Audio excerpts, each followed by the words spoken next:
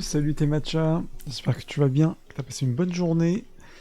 Bienvenue sur ce live, le live spécial mode, on va parler d'Issey Miyake. Et je commence à aller dans 2-3 minutes, le temps que le monde arrive.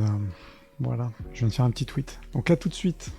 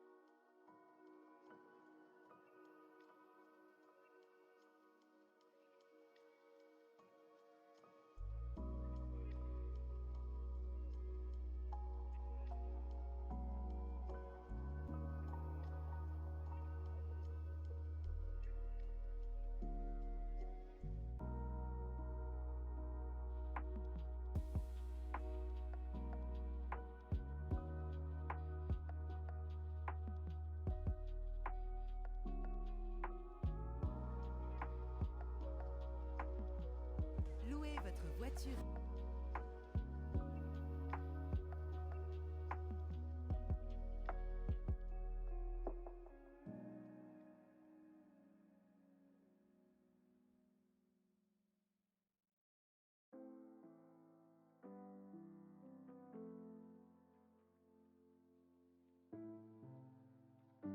Allez, on va commencer le live sur Issey Miyake. Donc je vais vous présenter ce grand nom de la mode japonaise, pas que parce qu'il est connu mondialement. Et donc on va attaquer cette petite présentation. En tout cas, essayer de vous donner déjà des grandes lignes hein, de conduite sur son travail. Monsieur Miyake, réputé, encore une fois, partout, même si aujourd'hui, il n'est plus là, mais je pense que tout le monde s'en souvient. Et sa maison, d'ailleurs, hein, continue de vivre, hein, bien entendu. Donc, on va commencer. Installez-vous. Installez-vous. Je suis en train de mettre une dernière petite vidéo, là, qui peut être sympa. Je vais vous montrer ça après, ça va être plus simple. Donc, prenez place. Vous allez voir, on est bien chez Koge-san. Koge-san!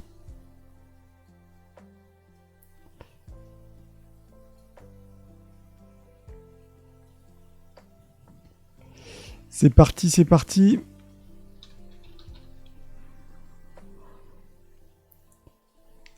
J'attendais avec la transition avec la musique. Je crois finalement pas besoin. Hein. Allez, let's go. Pour la présentation, Issey Miyake. Oula, il est loin. Le Koge-san est très loin. Rien ne va. Voilà, déjà, on va bien caler ça. Alors, attendez. Parce que là, je suis dans le loin intersidéral. Le lointain. Attendez, je vais me zoomer un petit peu. Boum. Normalement, c'est mieux. Et la caméra, c'est du grand n'importe quoi. Mais c'est pas grave. Vous me voyez quand même. Je vais essayer de me zoomer un poil plus. Allez savoir pourquoi. C'est complètement décalé. C'est du grand n'importe quoi. J'espère que vous allez bien. Vous avez passé une très bonne journée. Bienvenue. Salut. T'es matcha. Un petit matcha, tiens. Non, j'ai pas un petit matcha. C'est un thé, mais qui n'est pas un matcha. Donc je bois tranquillement. Un petit ASMR, on commence, on va faire des lives ASMR. J'espère que tu vas bien, j'espère que vous allez bien, que vous avez passé donc une très bonne journée. On est donc le mercredi 6 mars, il est 18h49. Je dirais que je lançais voir entre 30 et 45, je laisse toujours un peu le monde de... Je devrais dire 18h40, comme ça après je lance, et puis le temps que tout le monde vienne s'installe. Voilà. Merci, oui, ça va très bien. J'ai passé mon temps à faire des photos aujourd'hui. Donc, c'est des photos d'objets. Après, il faut faire les contenus pour les réseaux, pour ceux qui me suivent. Voilà, il faut le faire. Mais attention, c'est passion, faut être patient et c'est passion. Donc, faire des photos, ça va. Je fais de la photo, donc ça va, j'aime ça.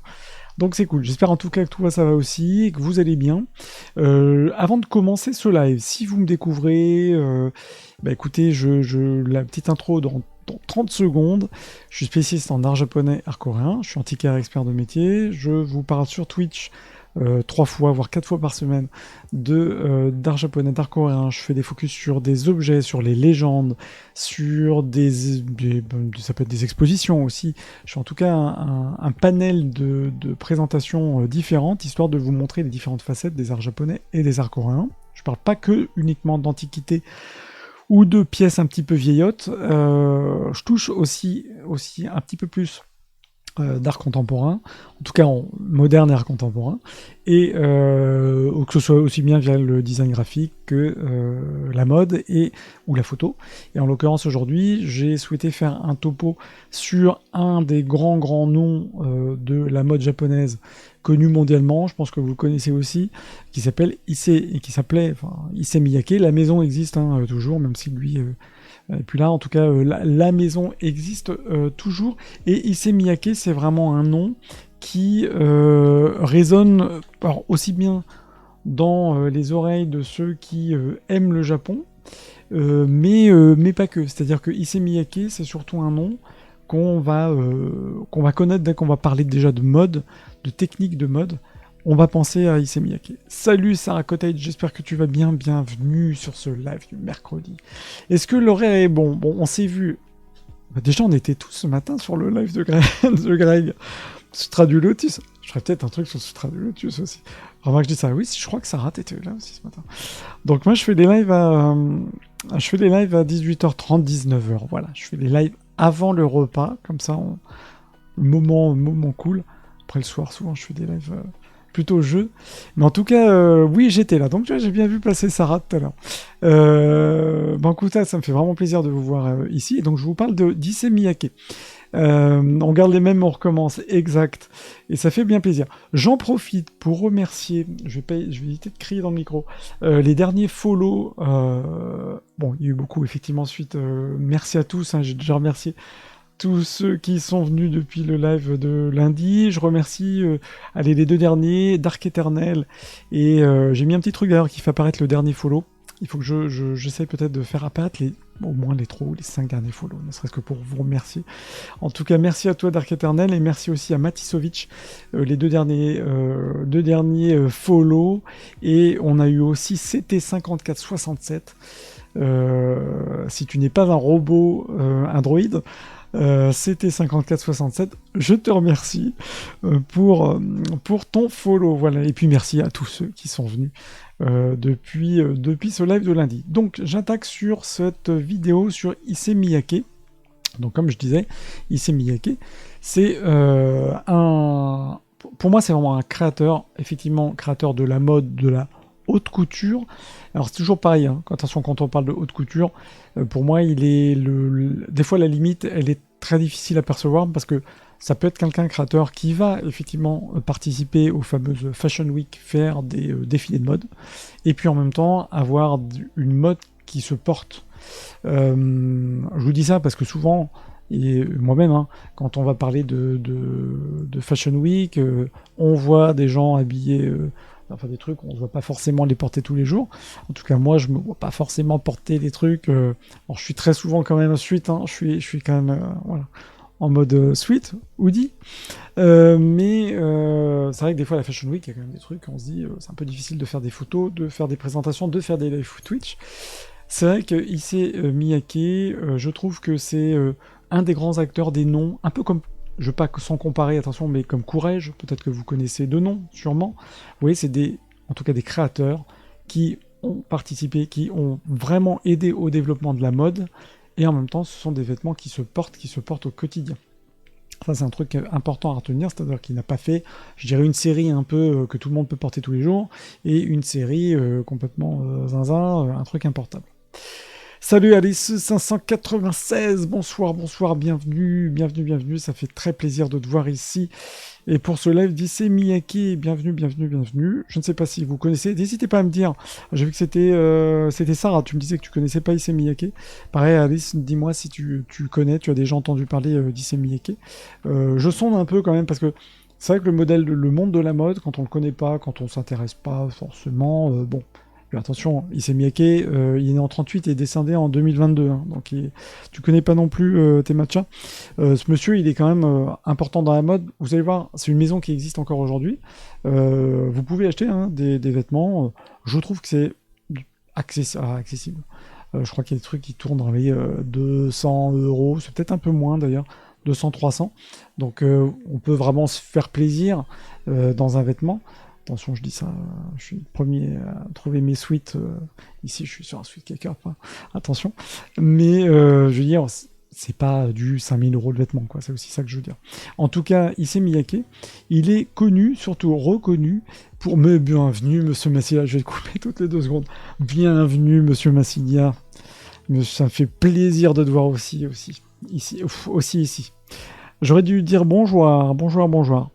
En plus, je vous le raconte pas, j'ai activé tous mes trucs de son là. Je vais pouvoir faire prendre des petites voix autotune, tout ça. Mais je ferai ça, Massilia, peut-être une autre fois. Je vais pas choquer quand même du monde. Attendez, je bois mon petit thé qui n'est pas un thé matcha. Voilà, et en plus, je m'en fous partout. C'est parti, donc Issey Miyake. Faut savoir qu'il est retenu pour sa vision, comme je mets, novatrice de la mode. Vous allez voir, notamment en termes de technique. On est vraiment sur de l'artisanat. Voilà, de la mode, je parle souvent de technique artisanale. C'est vraiment quelqu'un qui a été révolutionnaire, je le mets ici, dans cette vision de la mode, avec des concepts. Notez ces mots, hein, je les mets en gras parce que c'est des mots qui vont aussi vous permettre de retenir un peu le personnage, au-delà même de ce que vous voyez là, ce que vous avez sous les yeux. Et notamment ça, je vais en parler après, c'est ce qu'on appelle les pleats please, donc toute cette série de tissus plissés, c'est vraiment typique Miyake. S'il y a deux mots que vous devez retenir, c'est le mot de fluidité et le mot de légèreté. Voilà. C'est vraiment des vêtements hyper légers. Aujourd'hui, il y a des chemisiers, des chemises, des vestes, dans un tissu qui est... Allez voir, hein, si vous allez dans un grand magasin type galerie ou autre, allez juste toucher le tissu qui est hyper particulier. Il n'y a que Miyake qui fait ça. Un truc hyper léger, en même temps, vous voyez que c'est habillé, quoi. C'est vraiment unique de chez unique. Et donc, Monsieur Miyake, ici c'est une photo, tiens, hop, juste avant de passer par là. Irving Penn, grand photographe, il était copain de Miyake, il a fait plusieurs photos de lui, notamment de ses vêtements, etc. Je vous laisserai aussi aller regarder si ça vous intéresse de plus près. Miyake, pour la petite bio rapido, c'est quelqu'un qui a commencé sa carrière dans les années 60, c'est quelqu'un qui a travaillé chez Givenchy, Guy Laroche, des grands noms hein, quand même de la mode. Il a fondé alors, son propre label qui est Miyake Design Studio. Donc aujourd'hui, vous avez la marque qui s'est Miyake, vous avez un site, hein, vous voyez les dernières créations, vous pouvez acheter, je ne suis pas sponsorisé Miyake, mais bref, vous pouvez, comme les grands noms de la mode, acheter, vous avez un site où vous pouvez acheter des vêtements, puisque même si lui n'est plus là, la maison continue de vivre, hein, les maisons continuent, et ça, c'est vraiment, je dirais, dans une lignée depuis les années 70. Donc ça c'est un truc important parce qu'on va voir que ça a évolué dans son travail et c'est pour ça que je vous ai mis ici des premiers vêtements qui 100% Miyake, notamment autour d'un principe qui était d'utiliser différents textiles, différentes textures de textiles pour avoir une mode. Bon, je vous ai mis juste cet exemple-là parce qu'attention, en termes de photos, je le dis tout de suite, c'est assez délicat dans la mode d'utiliser des photos parce qu'elles sont toutes copyright, elles sont toutes Getty ou autre. Je cherche peur d'avoir un petit coup de bâton de quelqu'un. On ne sait pas. Je me suis déjà fait avoir hein, pour un article en utilisant une photo. Je pensais qu'elle n'était pas copyrightée par le photographe. Donc, ce qui est normal, moi-même, je fais de la photo. C'est normal de payer des droits, mais des fois, vous savez, sur Internet, on peut avoir des surprises. Vous n'avez pas de légende. Vous avez plein de sites qui n'utilisent pas de légende de vos photos. Je vous le dis pour vous, si vous faites un jour un document, un machin, vous êtes sur un blog, vous publiez vos photos, attention. Si vous ne mettez pas le copyright, ça peut piquer un petit peu. Donc, je fais attention au niveau des images, je vous mets toujours la source d'ailleurs. Ça, c'est une image qui provient du site de Miyake. C'est une photo de 69 qui montre son travail. On est sur un mix, je ne sais pas si vous voyez bien un peu l'image, mais vous avez une couverture un peu plaide façon moumoute. Vous avez différents textiles, un peu du lin, quelque chose qui est plus en mode watt. Bref, ça vous donne déjà une idée d'une création qui est un peu atypique, qui est un peu, je dirais, différente de ce qu'on a l'habitude de voir dans les années 70.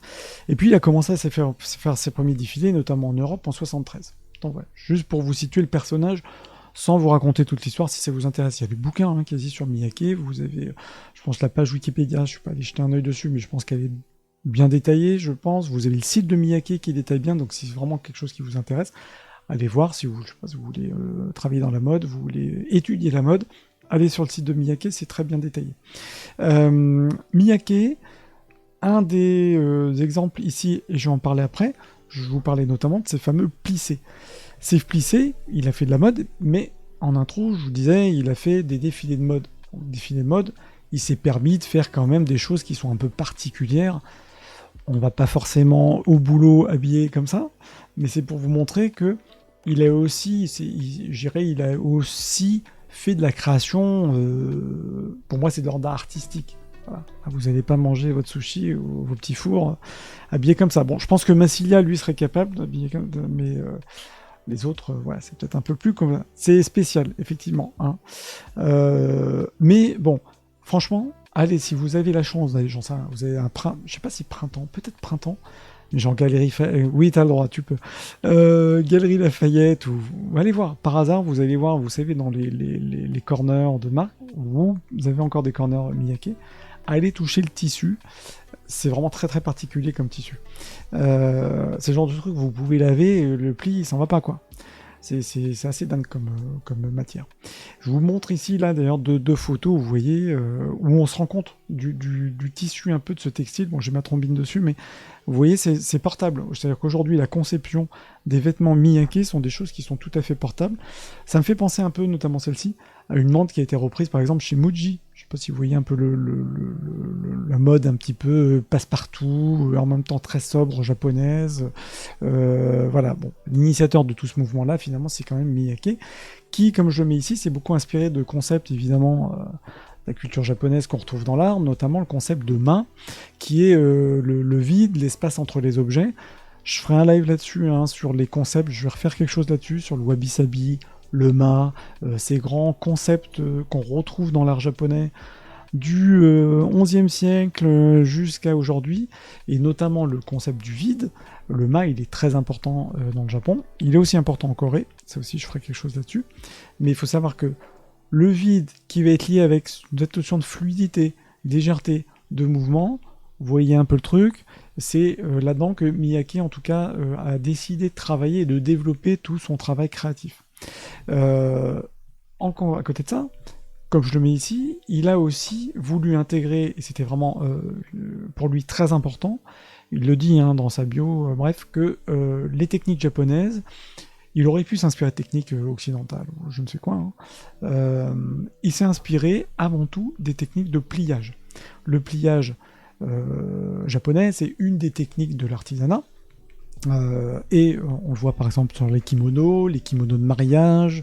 Vous avez voilà, le pli fait partie, même le washi, le papier japonais, le pli, la notion de plier quelque chose pour représenter quelque chose, pour donner forme à la texture, ou que ce soit du papier ou du tissu, c'est vraiment au cœur aussi hein, de la culture japonaise.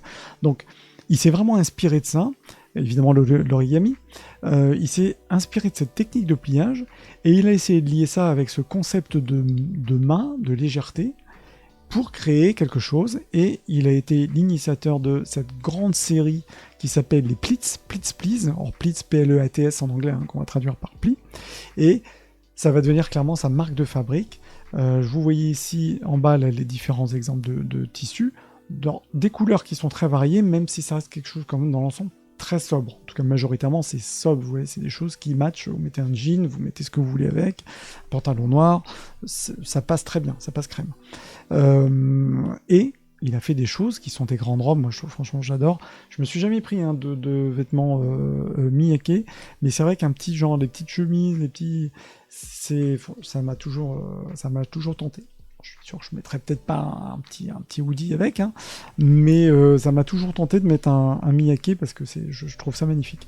Et allez voir d'ailleurs, hein, sans faire la promo, je vous ai pas mis le site et vous montrer les derniers produits hein, de ce qui est fait, mais il y a des choses que je trouve que c'est sobre, c'est franchement que c'est classe, c'est beau, voilà, et je dirais même un peu sans époque, c'est-à-dire que c'est quelque chose qui se démodera jamais quoi. Et vous voyez, il a fait cette série de grandes robes, vous voyez, avec des grands drapés. C'est quelque chose qui, je trouve, qui est assez beau, en tout cas dans la réalisation. Petite parenthèse pour tous ceux qui arrivent ici sur ce live, déjà bienvenue, merci de venir faire coucou chez Kogai-san. Kogai-san, je parle d'art japonais, d'art coréen, je suis antiquaire dans le métier, hein, antiquaire expert, je vous parle sur Twitch 3-4 fois par semaine, d'art japonais, d'œuvres d'art, d'objets, de légendes, d'estampes, d'art samouraï, on parle de tout, c'est de vous montrer en tout cas les différentes facettes de la conception et de l'art japonais, et aujourd'hui on parle de Miyake, n'hésitez pas à me suivre si vous voulez être averti des différents lives que je fais. Salut Kailana, bienvenue, ça me fait plaisir de te voir ici. En tout cas, n'hésitez pas à me suivre, à follow, comme ça vous êtes alerté dès que je fais un live. Sachez en tout cas que les lives, hormis ceux du lundi qu'on fait avec Greg, qui sont plutôt à 20h, je fais moi les lives plutôt à 18h30, voilà 18h30, 19h30, histoire de vous libérer pour le repas. En tout cas, bienvenue Kailana, ça me fait plaisir de te voir. Vous savez tout. Si vous avez des questions, vous n'hésitez pas, je suis vraiment là pour ça. Allez-y, vous pouvez me balancer plein de questions en commentaire. Il y a des choses, je ne sais pas y répondre, je vous le dirai, et j'irai bosser, et je reviendrai vous répondre plus tard, mais allez-y, posez-moi des questions. Et si, je dis toujours, vous avez des idées de sujets en cours de route qui pop, pareil, vous me faites soit un message, ou vous me faites un DM, un message privé, ici, sur Insta, sur TikTok, où vous voulez, sur X. Je compile comme ça des sujets à traiter qui peuvent vous intéresser. Il avait fait une série, je vais cliquer cliquer dessus si je veux bien cliquer dessus. Ah, attendez, le lien, évidemment le lien qui le lien pas du tout. Est-ce que le lien il veut bien? On va basculer comme ça. Je voulais vous montrer ça. On va cliquer comme ça. Boum. Et je vais changer la vue l'écran parce que là, vous voyez tous mes petits onglets. Qui est une série Please Please. Donc ça, c'est suite Issey Miyake. Vraiment, si c'est un truc qui vous intéresse, allez voir le site, très complet. Hein. Il y a plein de choses. Et donc là, c'était une des dernières séries Please Please contemporaines hein, qui a été faite aujourd'hui. Je vous laisse regarder. Donc vous voyez, c'est une série plutôt plus colorée, plus pop comme couleur, avec des fringues. Quand tout à l'heure je dis légèreté, fluidité, le mouvement, bon, bah, je pense que la vidéo, elle parle d'elle-même. Hein. Vous voyez, donc si...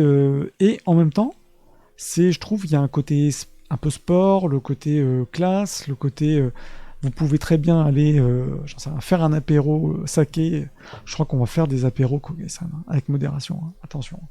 Mais vous voyez, c'est le truc, vous pouvez t'habiller pour une soirée, vous pouvez les bosser avec, vous pouvez...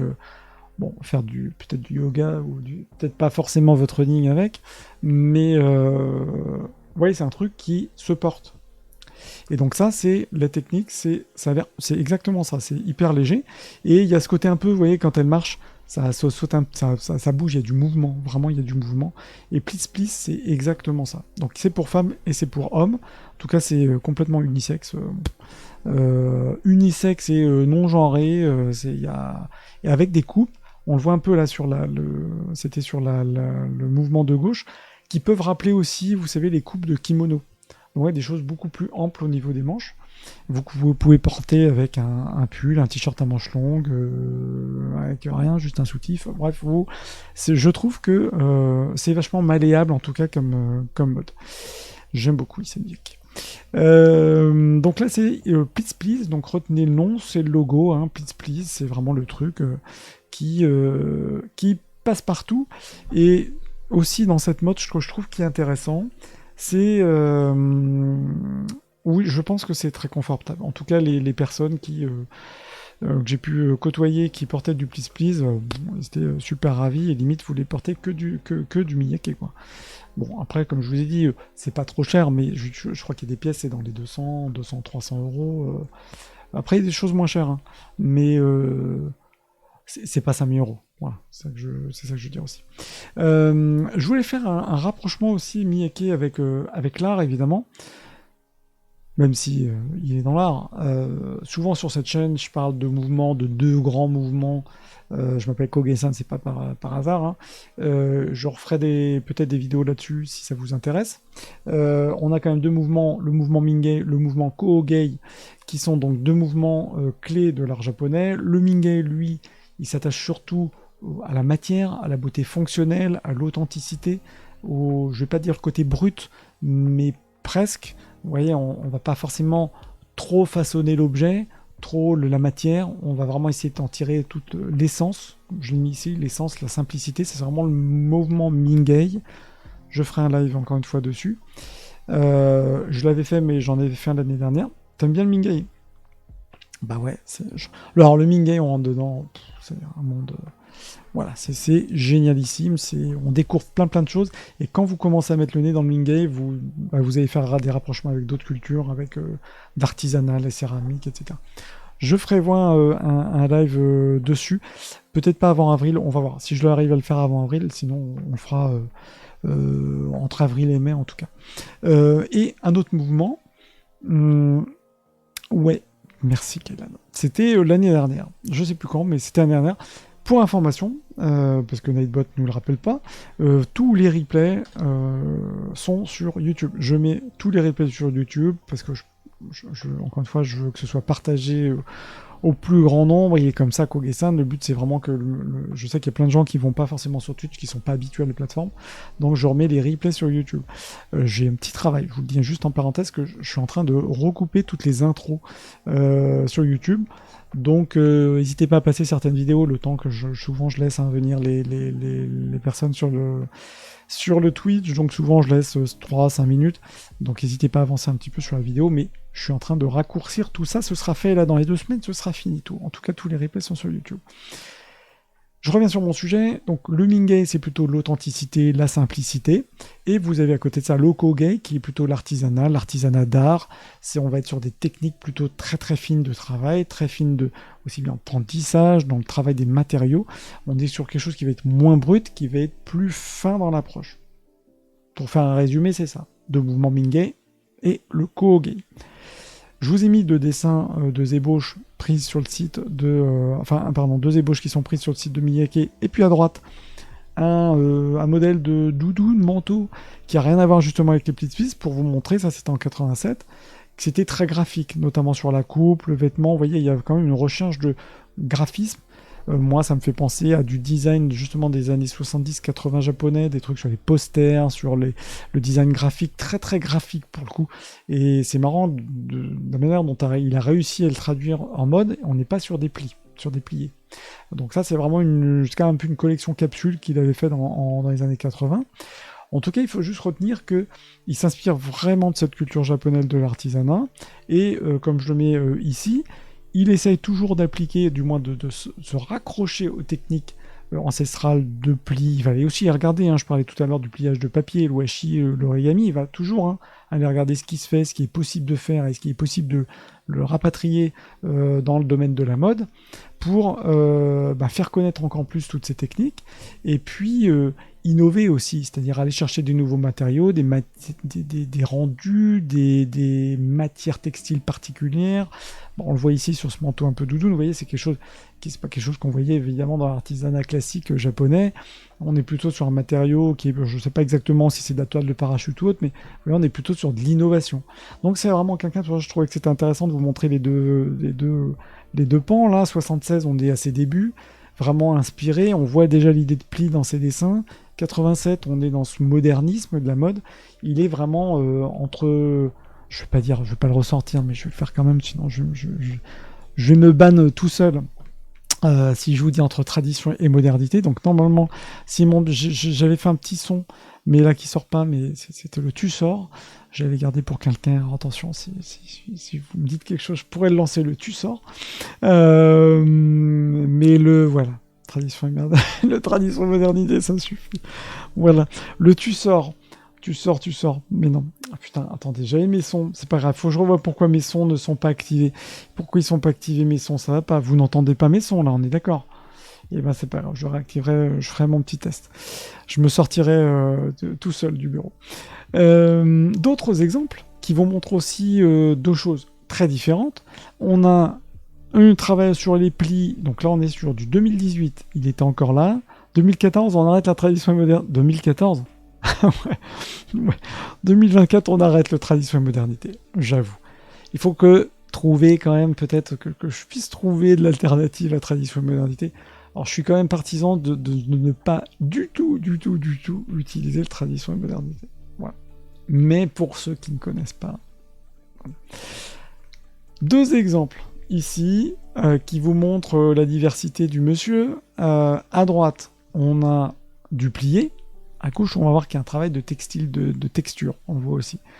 Mais le plié sur des choses qui sont moins portables, ou, sauf mariage, ou ce que vous voulez, convention, il n'y a pas de souci, très confortable. Imaginez, vous baladez 3 jours en convention avec donc cet ensemble de 2018, il était encore là.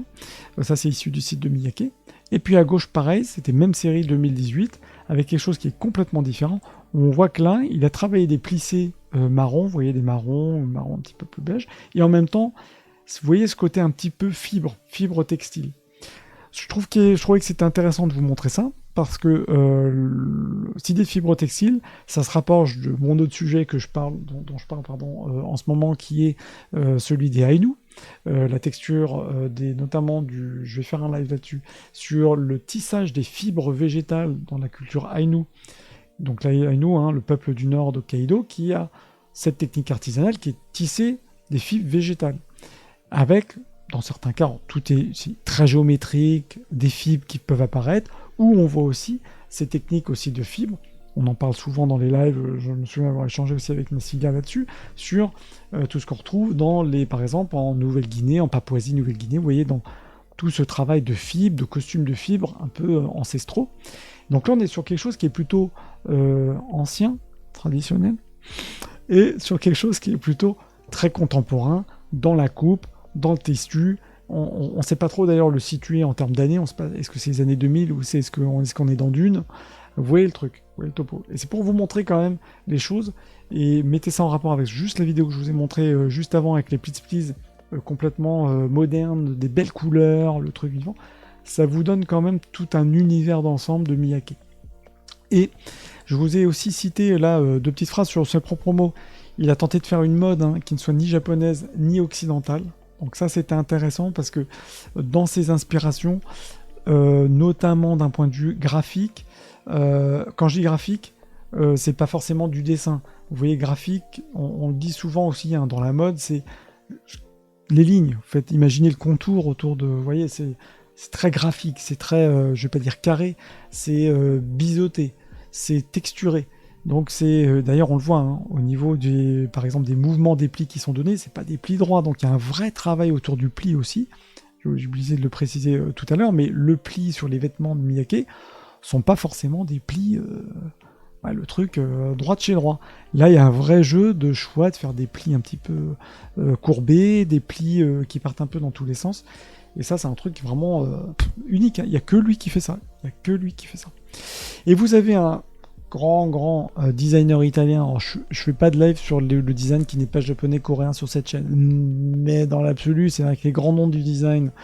Je pourrais peut-être le faire genre une fois par mois, un focus aussi. Si ça vous intéresse, n'hésitez pas à me dire si ça vous intéresse. J'ai fait histoire de l'art, donc je suis capable de parler d'autre chose que de Japon et de Corée. Mais Ettore Sotsas, qui est quand même un très grand nom, je vous ai mis un exemple, c'était Monsieur qui est à gauche. Vous pouvez voir, très connu notamment pour cette bibliothèque très particulière que vous avez en bas à gauche. Ettore Sotsas disait de lui qu'avec Clip Lissé, justement, il jouait sur le mouvement, la légèreté du corps, dans une recherche de démocratisation du vêtement. Ça, c'est important aussi, puisque comme on voyait dans la vidéo tout à l'heure, Miyake, il fait des vêtements qui bougent, vous voyez, des trucs que vous pouvez porter tout le temps. Je vais pas dire que c'est sans chichi, en même temps c'est chiadé, ça se porte, c'est beau, c'est de la texture, c'est de la belle couleur, et en même temps il y a cette volonté de démocratiser le mouvement que fluide et ample, ouais c'est ça. Je vais pas dire qu'on retrouve dans le travail de Sotsas, mais il y a cette notion de légèreté, du mat, du vide, du plein. Sotsas, c'est vraiment quelqu'un qui est aussi passionnant à étudier, qui s'est aussi inspiré du Japon. Donc on a été vraiment sur deux discours avec nos deux amis là. Et donc oui, démocratisation du vêtement, pratique, esthétique, parce que donc Sotsas disait, le pouvoir du design, c'est de faire des produits qui deviendront anonymes, pas de dessiner pour 4 personnes dans un dîner. Et c'est ce que je vous disais tout à l'heure en voyant les vêtements. Vous voyez, il y a des choses qui peuvent être même le Please Please, Miyake, noir, c'est classe, c'est propre, ça passe partout. Si limite, si vous voulez un jour investir dans un vêtement Miyake que vous voulez porter tout le temps, franchement, prenez un top noir, ça passe partout. Et comme je dis, c'est pas de faire des produits qui deviendront, le pouvoir de design, pardon, c'est de faire des produits qui deviendront anonymes. C'est pas justement de désigner pour des gens qui vont mettre en avant votre marque ou autre. D'ailleurs, je fais un petit aparté là-dessus. Il n'y a même pas de... Vous savez, aujourd'hui, il y a des grandes marques de mode, des grands noms, sans forcément les citer, même si Twitch, on peut se permettre, mais vous voyez les Celine, Gucci, qui sont un peu descendus en termes de gamme. Même Vuitton a fait une sous-gamme par rapport à la haute couture. Vous savez, où il y a les gros logotypes, les gros logos, machin. Miyake, vous n'avez pas le logo. Donc si vous connaissez pas, si vous savez pas ce que c'est, voilà, vous savez pas. Faut quand même investir, c'est pas donné. Ouais, c'est pas donné, hein. Oui, c'est pas donné. Mais je sais pas, un Courrèges, tout ça, je crois que c'est plus cher. C'est avec les petits tops, ça peut faire l'objet d'un beau cadeau à plusieurs, ouais, ce que je veux dire. Je crois que de mémoire, hein, je sais pas si tu as regardé Kailana en même temps, hein, mais de mémoire, hein, je crois que c'est dans les 200, 300, tu as des tops. Et je vous ai mis donc un exemple ici, qui est je trouvais intéressant, puisque justement il mêle les deux copains. Mage, oui, je pense que c'est comme Mage, ouais. Ouais. Après, il y a d'autres marques aujourd'hui en fringues qui sont pas des grands noms de la mode. Donc, je trouve que c'est des prix complètement délirants, quoi. Je crois qu'il y a Bash, toutes ces... Alors, c'est pas pour les mecs, hein, mais qui sont... C'est pas de la haute couture, c'est de la mode premium, mais vous vous rendez compte que c'est genre du polyester, que c'est pas super... Bon, certes, il y a de l'imprimé, mais des choses à 500 balles, 800 balles, le chemisier, quoi. Bon, voilà. On se comprend. Je dois monter pour la peine. Ce n'est pas du matcha. Mais très bien. J'avance. Je vais pour terminer sur cette slide, le rapport entre Miyake et Sotsas. Il y a eu une collab en fait qui a été faite, même s'ils se sont parlé, attention, ils ont échangé, ils sont eux-mêmes tous les deux sont nourris mutuellement. Il y a eu une collab qui a été sortie, une collection capsule, justement de son parfum, et j'en parle juste après, de l'Odyssée. L'Odyssée qui est le parfum, peut-être que vous connaissez de nom. Et donc Sotsas avait créé, designé une bouteille, et c'est marrant parce que cette bouteille, elle reprend les codes de Sotsas, de son travail de designer. Moi je trouve qu'elle est hyper shadée cette bouteille, et en même temps il y a le côté fluidité, vous voyez les courbes là, et les couleurs qui reprennent le côté Miyake, quoi. Donc c'est vraiment, je trouve, c'est top. Tes matchs, tu me dis il faut tabler les soldes, là c'est encore plus abordable du coup. Oui, alors bien sûr, bon, ouais, c'est toutes ces marques là, yes, soldes, même il faut y aller vraiment au début des soldes, il y a des... Ça vaut le coup. Miyake, je sais pas s'il y a vraiment des soldes, je pense que Miyake fait des soldes. Je regarderai ça, t'es aussi. Et tu me dis, j'ai regardé les prix de 200 €, c'est les basiques sans manche, les tonnes, mais ça monte assez haut sur du 1000. Oui, mais tu vois, c'est du basique, mais qui est indémodable. Alors moi, perso, alors j'ai pas de pièces. Moi franchement, c'est un truc que j'ai toujours eu dans la tête, de me dire peut-être de prendre un de ces quatre, un Miyake, parce que je trouve que c'est un truc qui se porte, qui est indémodable, qui se porte tout le temps. C'est peut-être plus facile à porter, je dirais, dans notre culture française. Pour les femmes, encore que. Basique d'été, ou basique pour, tu vois, pour des mariages, des fêtes, une sortie. C'est pas mal, c'est ça, c'est intemporel. Et aussi, je voulais faire un petit topo là-dessus, je vous emmène encore 10 minutes, sur le Miyake qui va être pionnier aussi dans l'exploration des tissus, puisqu'en fait, il a eu aussi cette tendance, je disais tout à l'heure, d'innovation. Ok, il va utiliser des techniques japonaises, je reviens pas dessus. Encore une fois, je reparlerai du Mingei, du Kogei, de ces grands termes japonais. On fera aussi, parlera du wabi-sabi. Je prévois ça. Donc si ça vous intéresse, n'hésitez pas à me follow, bien entendu. Vous voyez la petite transition promo, auto-promo, pour être averti quand je fais des lives. Mais sur cette slide, justement, je vous dis il a aussi fait attention à travailler les techniques qui sont des techniques, je dirais, des nouvelles techniques de tissu, notamment avec du polyester plissé et un tissu, je vous laisserai la regarder, qui s'appelle le APOC, Piece of Cloth, qui permet une liberté de mouvement et d'adaptabilité sans précédent. Et c'est dans l'idée d'avoir un vêtement qui est aussi modulable. Vous voyez, qui part, c'est pour ça que je trouvais que cette photo était intéressante, tirée du site Miyake. Une bande là, textile, vous voyez, un truc, on voit que c'est souple, c'est un petit peu élastique, et en même temps ça a l'air super solide. Et de ce tissu, donc on n'est pas dans le plié, on est dans un tissu qui est un peu collant, mais en même temps qui est très très souple. Et c'est pas du plissé, et donc c'est ce fameux APOC, et il n'y a que Miyake qui a créé ce nouveau tissu qui va permettre d'en faire plein de choses, aussi bien des vêtements pour enfants, des jupes, des tops, des pantalons, des chaussettes, etc., etc. Donc ça c'est aussi intéressant, c'est peut-être d'ailleurs, peut-être quand tu me dis Kenana, que dans les 1000 €, c'est peut-être ce tissu-là qui est dans les plus chers. Je suis pas allé regarder sur les prix de ces produits APOC, mais regardez parce que c'est assez intéressant, je trouve, comme approche. Vraiment, on voit bien qu'il a pas fait de chichi, il a pas fait des trucs, encore une fois, importables ou difficilement ou hors de portée toutes les bourses, comme peut faire Vuitton, Dior ou je ne sais quoi. Lui, c'est vraiment cantonné, il est parti dans un truc d'avoir un textile futuriste, recyclable, facilement portable, intemporel. Voilà. Donc on est parti sans toucher vraiment le monde de la haute couture, pour aller quelque chose sur vraiment du vêtement portable, avec encore une fois ce cœur de la tradition japonaise et cette innovation. Et je vous montre ici un autre exemple qui était donc dans ses dernières créations.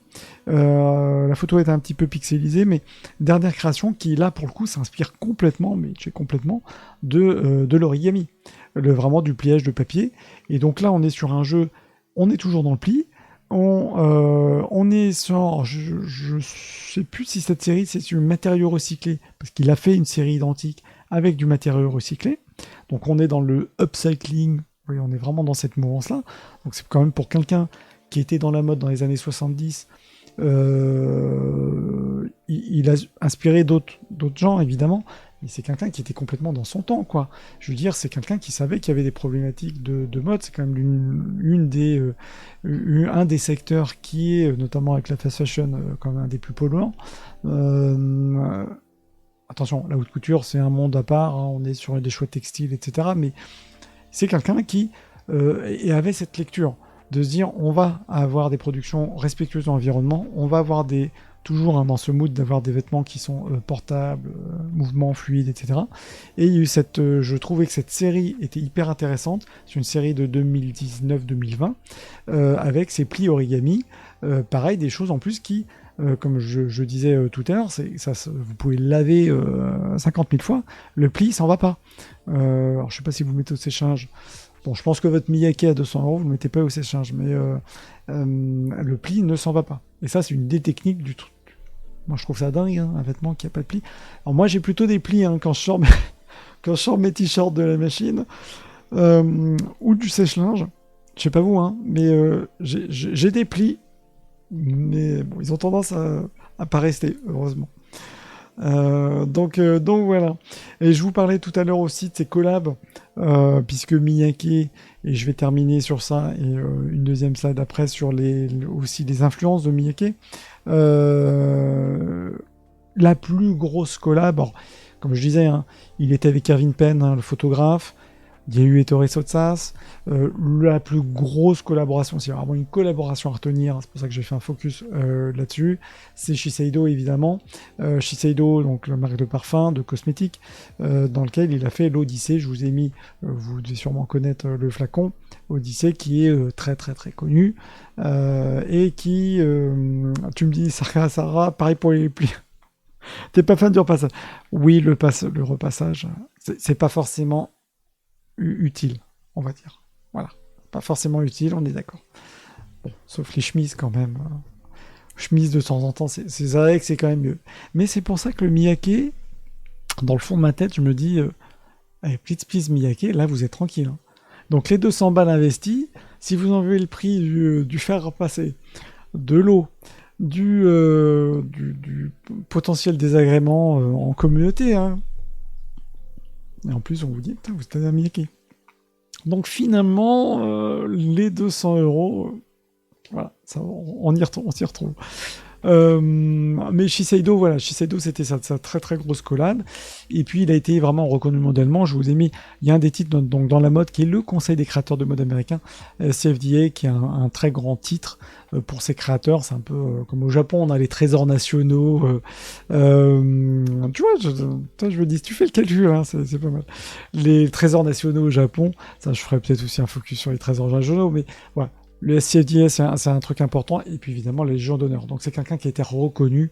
Vous voyez, c'est un peu l'autre grand nom. On a Kenzo évidemment, mais je trouve que Miyake, même s'il est peut-être moins entre guillemets connu du grand public que Kenzo, parce qu'il n'est pas allé sur la mode plus grand public, et pourtant je trouve qu'il l'est quand même. Vous voyez ce que je veux dire, c'est que il a, à la différence de Kenzo, il n'a pas fait du sweat, il n'a pas fait des baskets, il n'a pas fait de... ouais, on est sur une tendance qui est toujours celle de Miyake, voilà, ça bouge pas. Là, je vous ai mis alors c'est sur Bazar des tendances, sur la chaîne YouTube, c'était le dernier défilé de hiver 2024. Attendez, je vois si je peux peut-être vous mettre une meilleure qualité, parce que 360p, ça va faire un petit peu mal. On va pas se taper tout le défilé, hein. Mais vous voyez que la tendance, elle a été sur cette tendance 2024. De continuer la notion de pli. Mais là, on voit qu'on est sur des plis qui sont plus grands. Attention, il y a toujours la série Please Please est toujours disponible. Se vend toujours. Je dirais que c'est le cœur de la gamme Miyake aujourd'hui, c'est Please Please. Tous ces petits plis là que je vous ai montrés tout à l'heure. Qui continuent, on le voit dans ce défilé. Bon là, malheureusement, la vidéo est pas topissime, mais bon, vous voyez que le pli, il s'est un petit peu élargi. Et on est plus sur des tissus qui se rapprochent plus de la laine. Évidemment, on est sur l'hiver. Hein. Donc on est sur des matériaux qui tiennent chaud. Et quand je vous disais tout à l'heure qu'il était entre la haute couture et le vêtement portable tous les jours, je trouve que c'est ce qu'on a totalement hein, dans ce défilé. Bon, elle n'a pas l'air très contente de défiler, mais ça, c'est les mannequins. Je trouve que les mannequins dans les défilés, je sais pas vous, moi, il y a des mannequins, des fois, je sais que c'est pas des mannequins, on leur demande, c'est briefé, tout ça. Le tirage de gueule sur des défilés, c'est... Voilà. Moi, j'ai découvert complètement par hasard hein, la marque Casablanca. J'ai fait des petites photos du devant le défilé Casablanca. Ouais, on sent que ça vit, c'est autre chose, quoi. C'est marrant les défilés où ça, c'est toujours... on fait un peu la tronche. Bref, c'est complètement hors sujet par rapport à ce que je raconte. Mais concernant la mode, vous voyez que c'est des choses qui se portent, qui peuvent se porter au boulot, qui peuvent se porter tous les jours. Et en même temps, il y a ce côté un petit peu couture, quoi. Mais effectivement, bon, attention, c'est hiver. Hein. Mais après, tu vois, moi je trouve que Sarah, genre le manteau comme ça, les surcouches, c'est pas mal. Franchement, c'est propre. Voilà. Donc la série, c'est plus sobre. Voilà, c'est plus sobre. Et puis on a des choses, voilà, des textures différentes, des couleurs différentes. Je vais avancer. Tac, tac. On va essayer de vous mettre un peu plus de couleurs. Je vous laisse aller regarder. Mais je trouvais que c'était pas mal de vous montrer ça pour justement faire le pendant avec les Please Please, les choses un petit peu plus légères d'été. Il y a aussi du Miyake plus hivernal.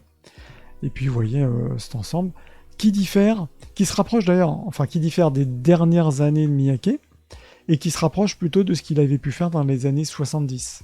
Bon, avec justement des cumuls de textures, de textiles différents, de rendus différents.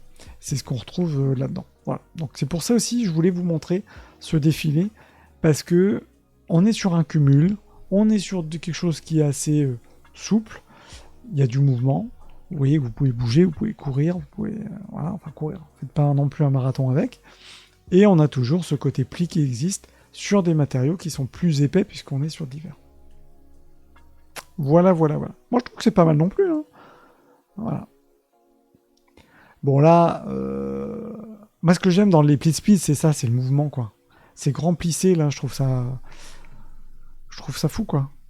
Enfin, j'imagine le truc porté, vous le sentez même pas, quoi. Je trouve que puis la couleur est super.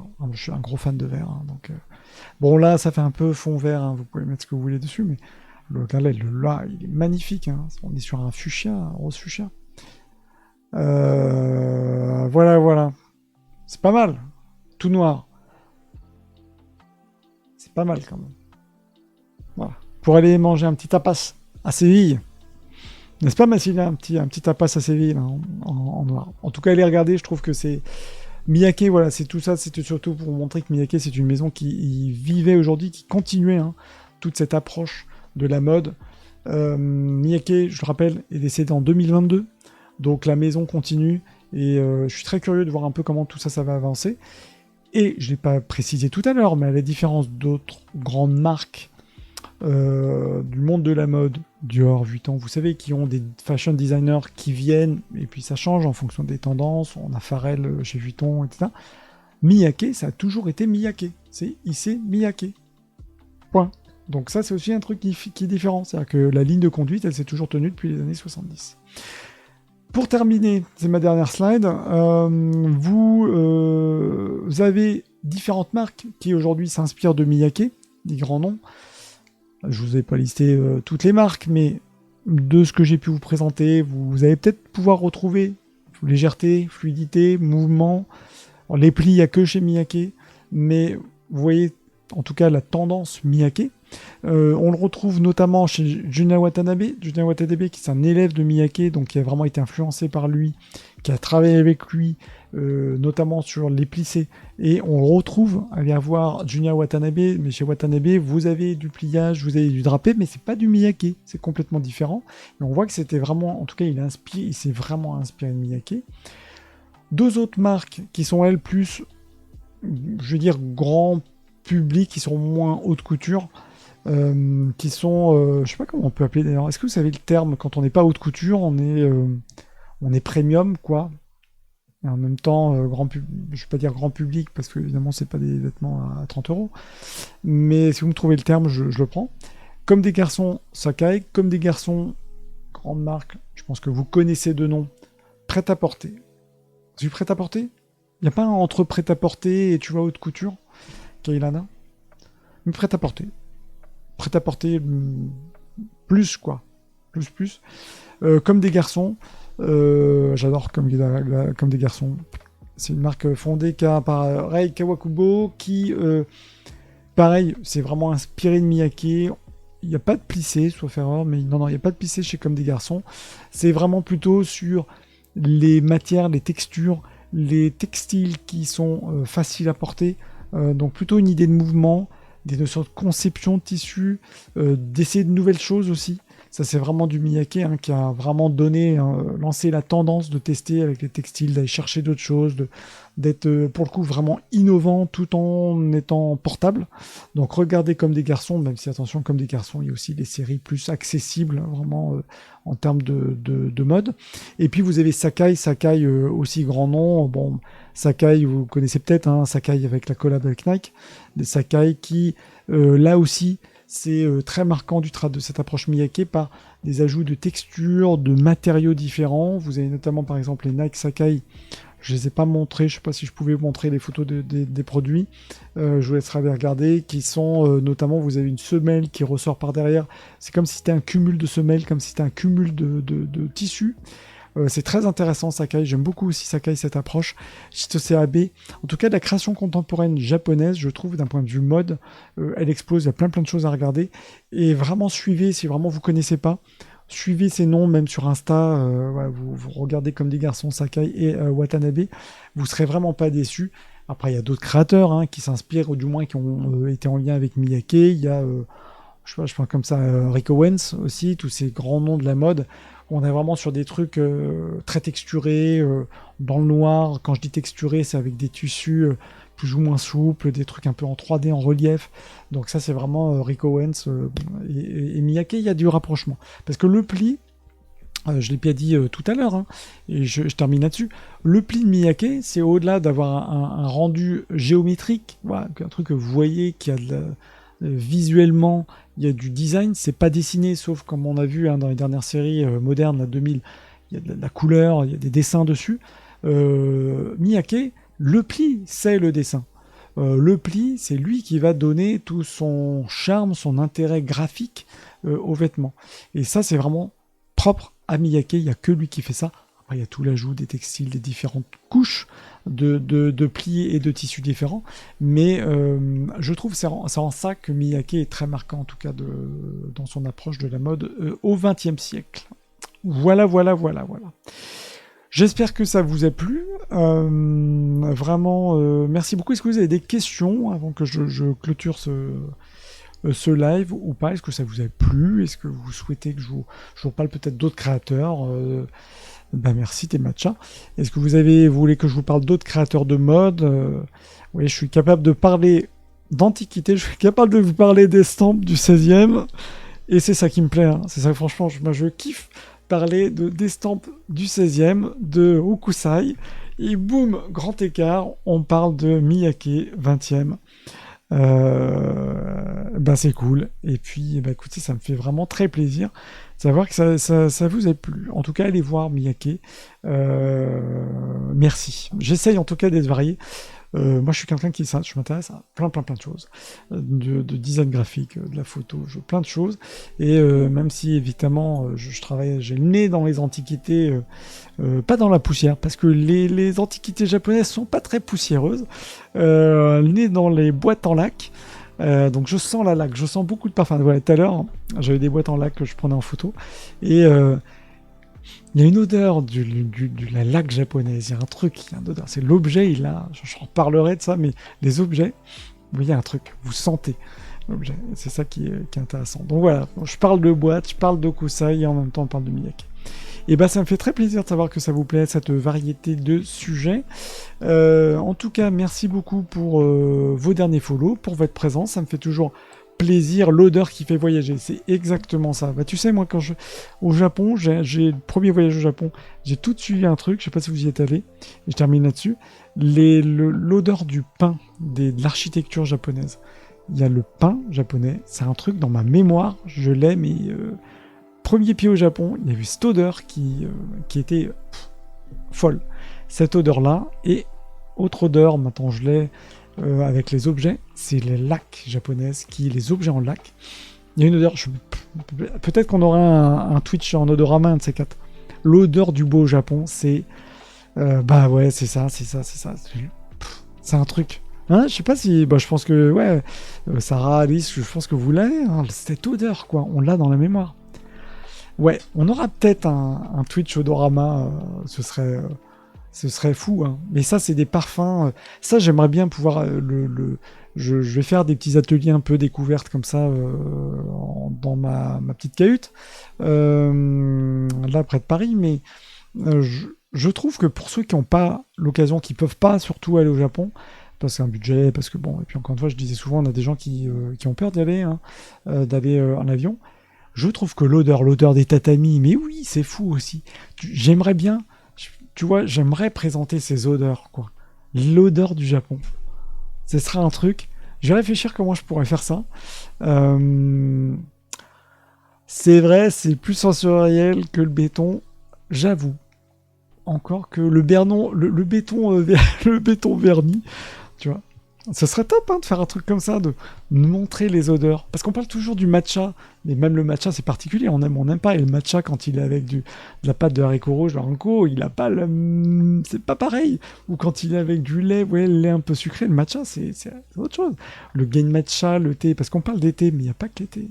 C'est fou, il y a plein de trucs à faire. Je ferai peut-être ouais c'est ça, je vais faire un petit atelier. L'encens, putain mais arrêtez. Ah là là, c'est ouf l'encens. Mais oui, c'est ouf. Attends, je vais me mettre en plein écran quand même parce que je m'excite là. Mais oui, l'encens, c'est ouf. L'encens des temples japonais. J'en ai, mais genre... Et ce qui est dingue avec l'encens d'ailleurs, si un jour vous allez au Japon, vous achetez de l'encens même si vous n'êtes pas bouddhiste, vous pratiquez pas. Parce que l'encens, vous le mettez dans un tiroir, par exemple. Vous allez avoir votre tiroir qui va toujours sentir.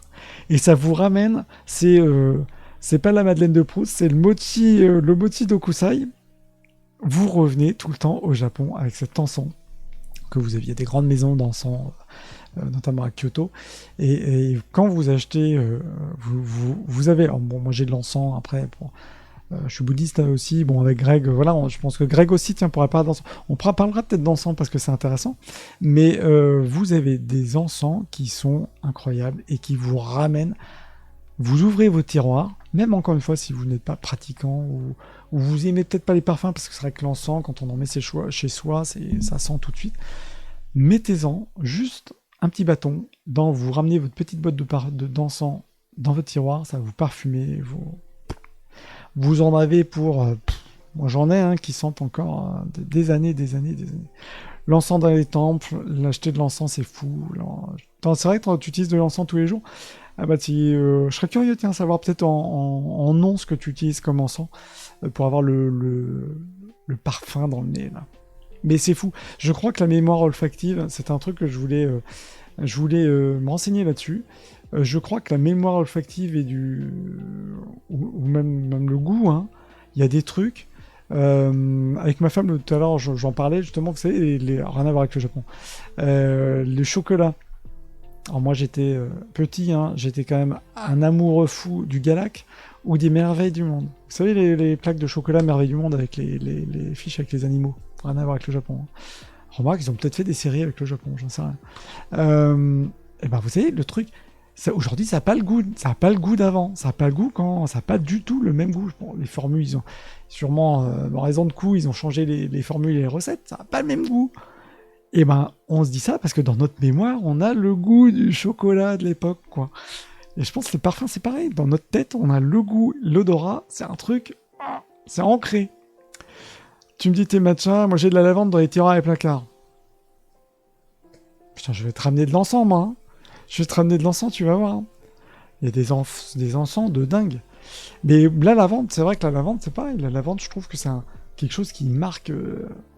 Mais peut-être à la différence, je trouve que l'encens, ça dure des années et des années. La lavande, si je dis pas de bêtises, au bout d'un moment, ça s'estompe. Voilà. En ce moment, je suis sur des bâtonnets d'encens du monde ayurvédique. Ah ouais, c'est fou ça. Même les huiles, tout ça, c'est fou. Les odeurs, c'est fou.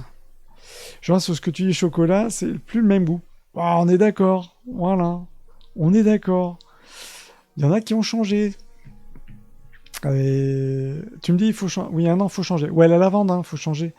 Ouais, parce que j'avais ramené de la lavande et je trouve que ça a tendance un peu à s'atténuer ou un peu à changer comme parfum, je trouve. C'est vrai que l'encens, ça bouge pas du tout. C'est fou. Je ferais peut-être un truc tiens, sur l'histoire de l'encens. Ça peut être intéressant.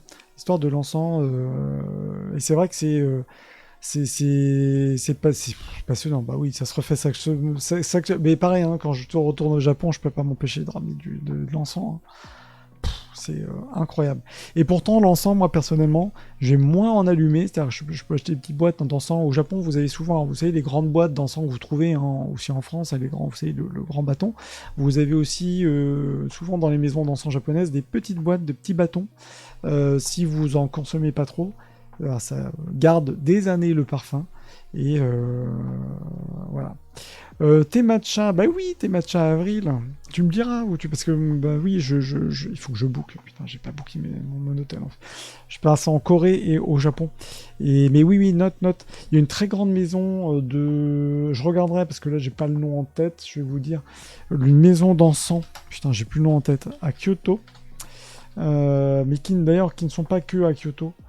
Est-ce que je vais retrouver le nom? Ça va revenir. J'en parlerai peut-être dans une autre fois. Sinon là, je vais vous tenir la jambe. Grande boutique d'encens, truc de dingue. Faut que j'aille voir mes boîtes d'encens, qui est incroyable. Je crois qu'ils ont plusieurs boutiques. C'est vraiment une maison ancestrale dans l'encens qui est incroyable. Tu me dis, Kailana, j'ai des petits aussi qui adaptés. Oui, alors il y a les petits bâtons d'encens. Si vraiment ça vous intéresse, et encore une fois, l'encens. Si vous voulez voir un petit peu de Japon chez vous, alors moi je propose pas je suis dans les antiquités, je propose pas d'encens. Vous me direz, pourquoi pas, je pourrais faire un truc autour de l'encens. Je pense qu'il y a déjà du monde qui en fait, je vais pas regarder. Mais je trouve que l'encens, ou je pourrais peut-être proposer, tiens, c'est vrai que des encens japonais, je trouve que c'est difficile à trouver en France. Et c'est vrai que notamment les petits bâtonnets, c'est des petits bâtonnets d'encens. Ça peut être pratique si vous en allumez pas. Bon, comme ça, moi, j'en allume pas tout le temps de l'encens, mais c'est vrai que je prends vraiment plaisir à les mettre dans des placards, à les sentir tout le temps, c'est parce que ça parfume de dingue, quoi. Donc c'est vrai que l'encens, vous avez aussi les petits cônes d'encens qui existent, mais c'est vrai qu'au Japon, on aura tendance quand même à utiliser les bâtonnets.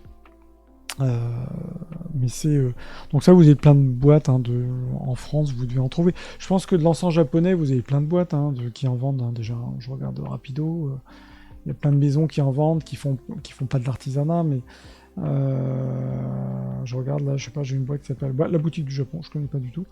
À mon avis, il y a des boîtes qui vendent de l'encens japonais. Alors attention, toujours pareil, est-ce que c'est de l'encens qui est vraiment fait là-bas ou pas? En tout cas, sachez que si vous allez là-bas, vous avez quand même si vous voulez, je relisterai un peu les grands noms des boutiques un peu qu'il faut aller voir, du moins si vous voulez acquérir l'encens. Des grands points de vente comme ça, traditionnels, où là c'est de l'encens qui bouge pas, c'est pas du truc qui vient de je ne sais d'où, 100% japonais. On parlera de l'encens, en tout cas c'est génial, et même je dis, même pour ceux qui n'ont pas l'occasion d'aller, c'est génial. Bref, Je m'arrête là. Merci encore de m'avoir écouté. Merci d'avoir participé à ce live sur Monsieur Miyake, qui est vraiment, je trouve, quelqu'un qu'il faut connaître. Donc c'est génial si ça vous a plu. Si vous avez, comme je disais tout à l'heure, des questions, même après coup, hein, après le live, si vous avez d'autres idées, n'hésitez pas. Je vous souhaite une très bonne soirée. Merci à vous. Merci. Bonne soirée, Temacha. Kailana, oui, il va en mettre dans le placard. Oui. En plus, le bois, je vous dis pas, le meuble en bois, même, on a le bois japonais avec l'encens. C'est fou. Merci Sarah pour les compliments. Merci tout le monde. Je vous souhaite une très bonne soirée, un bon appétit. 19h51. Le timing est bon. 19h51. C'est pour ça que je trouve que les lives avant 20h, c'est bien. Comme ça, après, on a le temps de faire la cuisine. On est posé. Et après, voilà. Je vous souhaite une très bonne soirée. À bientôt. Rendez-vous demain. Avant juste de terminer, rendez-vous demain pour un live sur une légende, grande légende, Amaterasu. En bon français, Amaterasu. Même heure, rendez-vous même heure, voilà, 18h40, je commence, 45.